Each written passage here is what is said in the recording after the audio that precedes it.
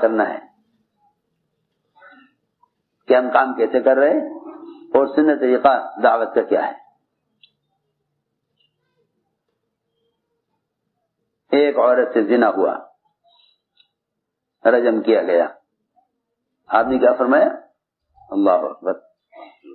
کسی کی توبہ ایسی نہیں جو سارے مدینے والوں کے لیے کافی ہو جاوے, جیسی توبہ اس زانیہ نے کی عورت نے.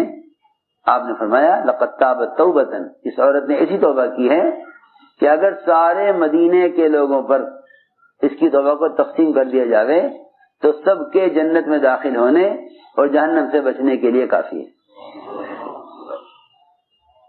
سوچیے ذرا, غور کیجیے.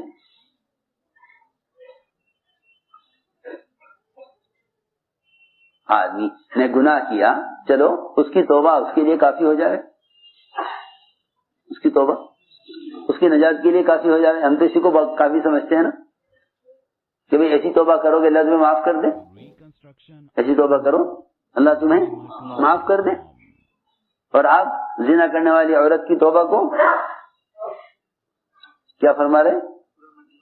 پورے مدینے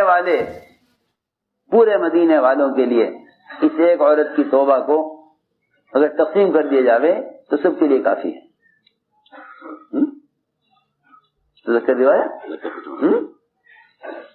سوچو, ہم تو ایک غلطی کرنے والے کے بارے میں سوچیں کہ اسے تو اللہ معاف کریں گے نہیں, اس کی معافی کیسے ہوگی؟ اور وہاں زنا کرنے والی عورت کی توبہ کو پورے مدینے والوں کے لیے کافی سمجھا جا رہا. تو میں نے عرض کیا کہ حضور اکرم صلی اللہ علیہ وسلم نے گناہ کرنے والے کی فضیلت کو ایسا بیان کیا تاکہ لوگ گناہ کرنے والوں سے نفرت نہ کریں.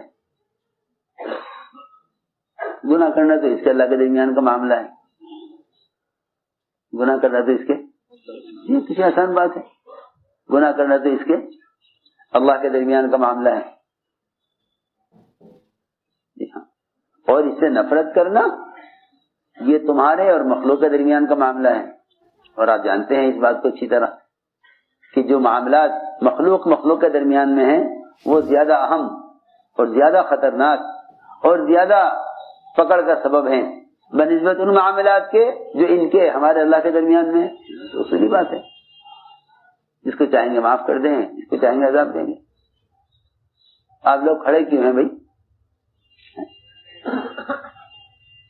سب بیٹھ جاؤ, بیٹھ کر بات سنا کریں.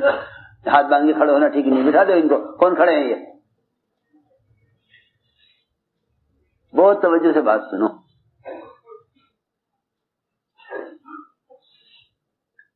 نہیں, یہ طریقہ منکر سے روکنے کا نہیں ہے کہ منکر کرنے والے کہ منکر کسی کو خبر کی جائے. جو خبر کرنے والا ہے وہ مفسد ہے. اس لیے ابوبکر رضی اللہ تعالیٰ عنہ کے پہلے خطبے کا ٹکڑا یہ ہے, پہلے خطبہ اسلام میں یعنی پہلا خطبہ جو ابوبکر رضی اللہ عنہ نے خلیفہ بن کر دیا, خلافت کا پہلا خطبہ, اس میں ہے یہ کہ اگر فرمایا خطبے میں کہ 1 روپیہ سود کا 36 مرتبہ زنا کرنے سے زیادہ گندا ہے, اور ایک مسلمان کو رسوا کرنا 36 مرتبہ زنا کرنے سے زیادہ برا ہے. ایک مسلمان کو رسوا کرنا 36 مرتبہ زنا کرنے سے زیادہ برا ہے. حضور اکرم صلی اللہ علیہ وسلم کا جو تعلیم کا اسلوب ہے, ایک صاحب نے آ کر کہا کہ مجھے زنا کرنے کی اجازت دے دیجیے. فرمایا یہ نہیں کہ آپ ڈانٹ کر نکال دیتے یا ملامت کرتے ان کو. میں نے جیسا عرض کیا کہ الزام دینا, ملامت کرنا یہ کوئی طریقہ نہیں ہے. ہاں, ایک آدمی گناہ کا ارادہ کر رہا ہے یا گناہ کر رہا ہے, اس نے گناہ کا ارادہ کیا, زنا کرنے کا، آپ سے آ کر عرض کیا کہ میں زنا کرنا چاہتا ہوں، مجھے اجازت دے دیجیے زنا کرنے کی۔ آپ نے بٹھا کر یوں سمجھایا کہ دیکھو تم زنا کرو گے کسی کے ساتھ تو وہ عورت کسی کی خالہ، کسی کی بہن، کسی کی بیٹی، کسی کی بیوی ہوگی نا،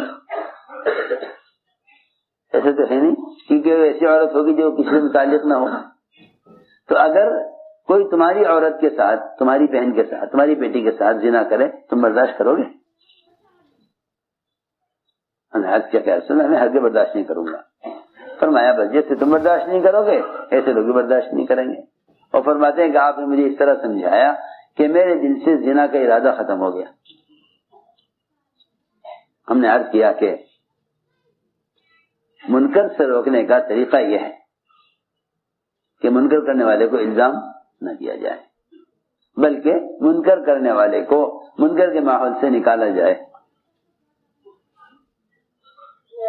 کیونکہ اگر لوگوں کی اصلاح کے ارادے سے بھی ان کے منکرات کو تلاش کیا جائے تو یہ فساد کا سبب ہے، اصلاح کا سبب نہیں ہے۔ ہاں جو منکر کو دیکھ کر چھپا لیں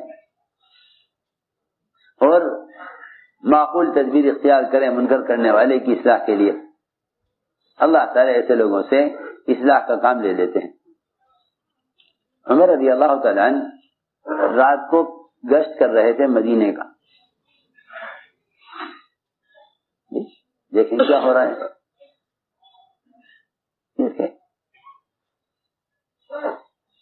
ایک ہے اگر منکر نظر آ جائے تو اس کی اصلاح کی کوشش کی جائے، یہ نہیں کہ منکرات تلاش کیے جائیں اصلاح کے لیے، کیونکہ منکرات کا تلاش کرنا حرام ہے،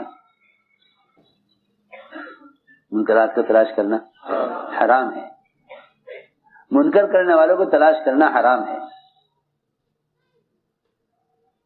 منکر کو تلاش کرنا حرام ہے۔ سنو، منکر کو تلاش کرنا حرام ہے، اور منکر اگر ہوتا ہوا نظر آ جائے، منکر اگر ہوتا ہوا نظر آ جائے تو چاہیے کہ اس کی اصلاح کی کوشش کی جائے۔